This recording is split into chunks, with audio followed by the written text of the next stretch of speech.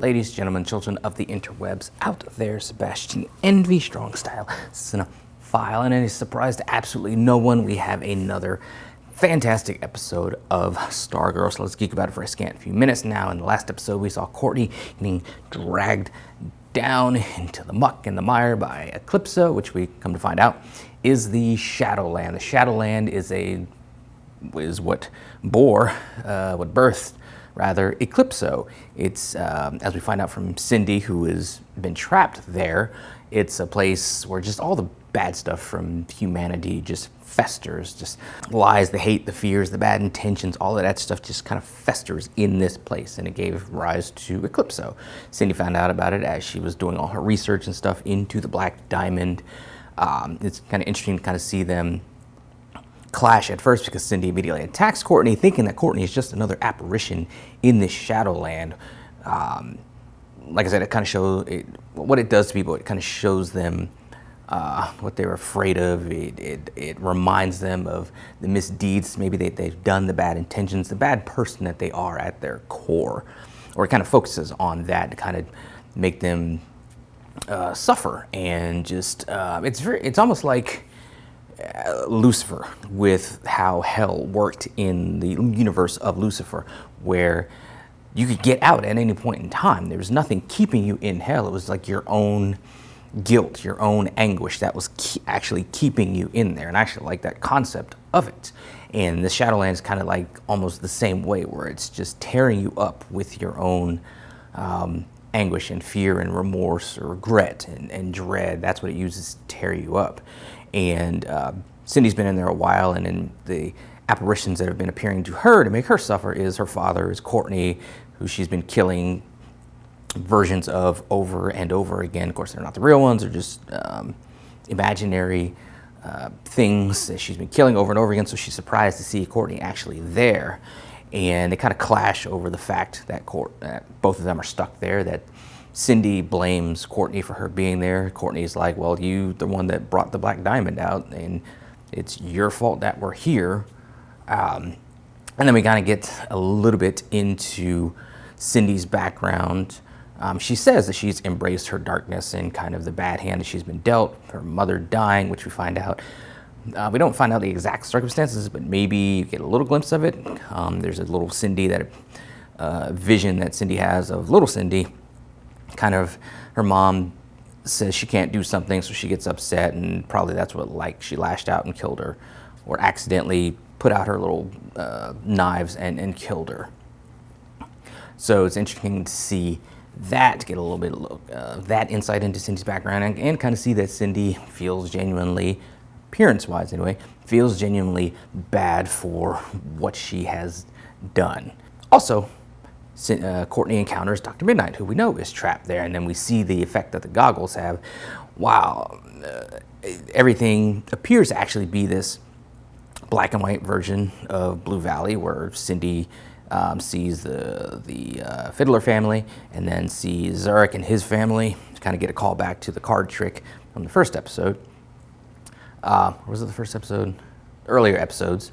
And then but the actual goggles see through. That's why every time we've got a shot of Dr. Midnight, he's walking through the swirling clouds and darkness. That's what it actually looks like. And the goggles allow him to see through that. Once he takes them off, he's just bombarded with visions of his daughter, who he was not there to protect, not there to save. So that's his anguish that Eclipso is using to get at him. Now, we all kind of wondered when Eclipso was going to focus on Courtney. He's kind of jacked with everybody in her orbit, but he hadn't messed with her specifically yet. So this was the episode where that happens, where he kind of, through these visions of her mother and Yolanda and Rick in jail, kind of wants to just make her feel like she's been a burden to her mother and just ruin the lives of her friends. And he keeps on asking, how does that make you feel? Because he's wanting to make Courtney hate him, Eclipso. And she actually admits that she does. I'm kind of wondering, because she still got out, they were able to use Dr. Midnighter's help in figuring out that they could use Jenny to track the Shade, who can open up the doorway to the Shadowlands. They do. They find he's apparently in two different places. They find him in a movie theater, and they get him to open the doorway. and that's how they get out. So I'm kind of wondering, even though Courtney got out, the fact that she admitted that she hated Eclipso in the Shadowland, is that going to come back to be a thing? Maybe he's still going to be able to attack her on the outside now that she's kind of opened that door. It kind of plays off Cindy earlier in the episode, kind of giving Courtney guff basically for her optimism, for her light, and saying that everybody has a darkness inside them. We haven't really seen it all that much from Courtney, so will this admission of hatred of Eclipso in the Shadowland kind of be the opening of the crack in the door to show some of Courtney's darkness on the outside? Remains to be seen how it plays out.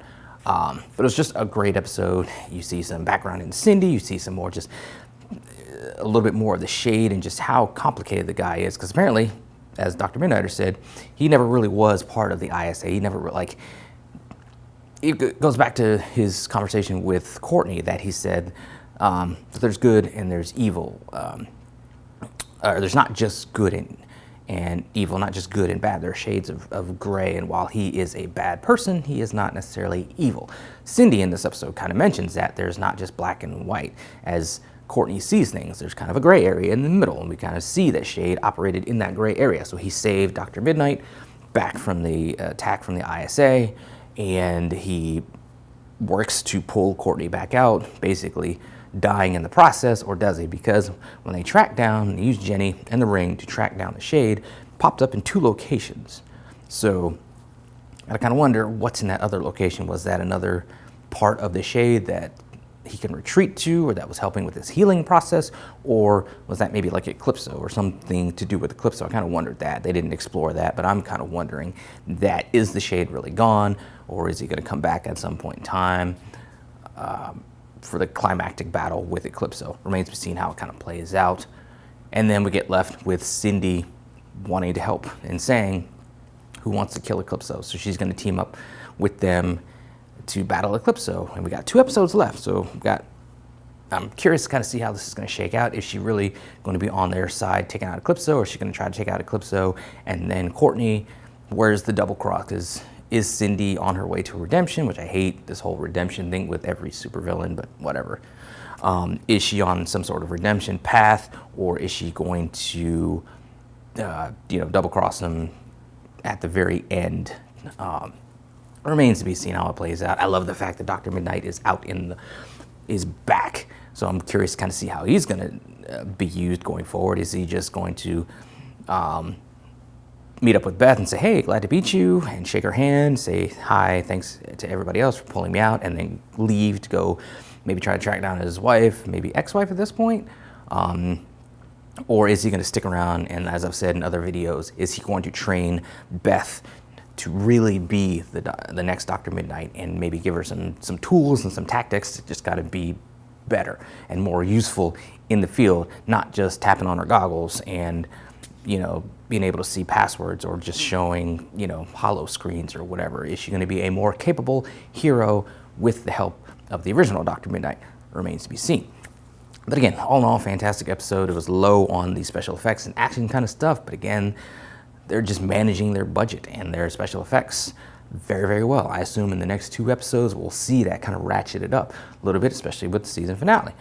I just come to expect that, and I'm okay with that. This show has constantly given us just great writing. It sets stuff up. It follows through with stuff. Every actor is great in their role. It's just, the Shade is up there with like Slade in season 2 of Arrow as far as like great Arrowverse villains. He's definitely top 5, if not top 3, I think. I'd have to really think about it and go back to look at some of the other villains and to kind of rank them, but I think he's top 5, if not top 3 at this point in time. So, another great episode. Bring on next week. Bring on the last 2 episodes of this season. Bring on the 3rd season. And just, the show shows no sign of slowing down at this point, as far as or shows no signs of a dip in quality from a writing standpoint at this time. Will it carry over into season 3? Remains to be seen. But I'm here for it. Anyway, those are some of my thoughts on it. Scattered as they often are. What do you guys out there think? Let me know in the comments below. Follow me on social media. Talk to me there. Talk to me here. This weekend, Friday, MPX Squid Game. Saturday in MPX. I'm in a 4-way ladder match for #1 contendership to the prospect title, which I've had in my possession. I'd love to get it back, and that's what's going to happen. So see it live in person, catch it online. Either way, you got to catch it. Got to see me making movies, kicking faces, doing what I do, doing it so well. Till next time, let us geek.